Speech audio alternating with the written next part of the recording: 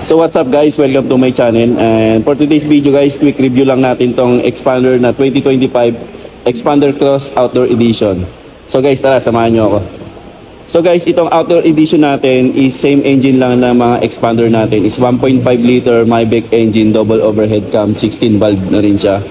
And pagdating dito sa ilaw niya is naka daytime running light siya na LED, T-shape na LED headlamps, LED na rin ang fog light, and nandun pa rin yung dynamic shield design na front fascia niya. And sa gulong naman is naka 205/55 R17 na two-tone alloy wheels, and ground clearance niya is 225mm. Naka chrome pa rin yung side mirror niya with LED turning signal light. Door handle niya is chrome with keyless operating system. And dito naman pagdating sa manibela niya is 4-spoke leather wrap steering wheel, tilt and telescopic, and with audio remote na rin siya and cruise control.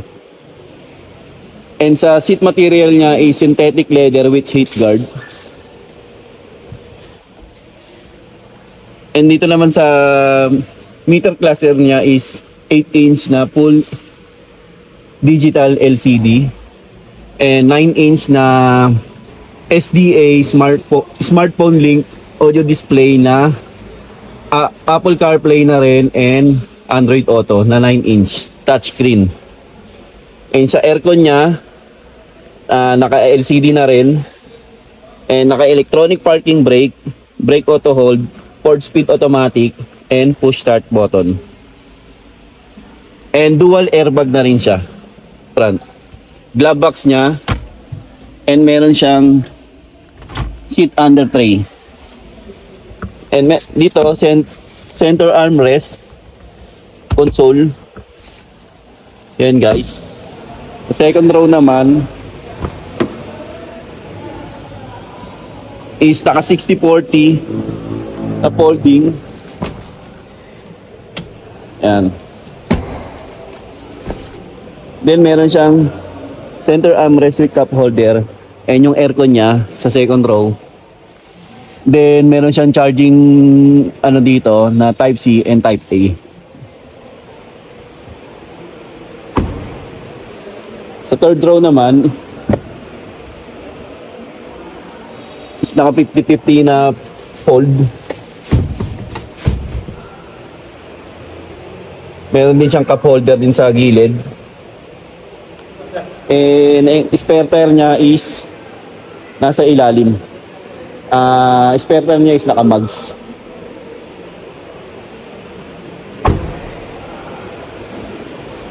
Then Xpander Cross natin na Outdoor Edition is meron siyang mudguard, spoiler,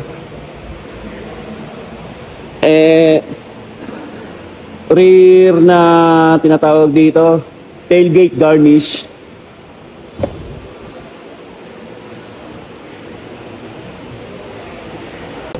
at saka rear bumper protector. Yan, tailgate garnish, saka rear bumper protector, tsaka spoiler. So yun guys, yung Xpander Cross natin na Outdoor Edition. Isa lang ang kulay nito is green bronze metallic. Ang price pala nito is 1,393,000. Ang down payment nito is nasa 60,000. Sa mga gusto mag-apply, message nyo lang ako sa number ko. Nakalagay dyan sa screen. And follow nyo na rin ako dito sa aking channel. Yun lang guys, see you dito sa dealer namin sa Peak Motors o si Abad Santos, Manila. Hanapin nyo lang ako, Ralph Ignacio po. Yun lang, bye guys.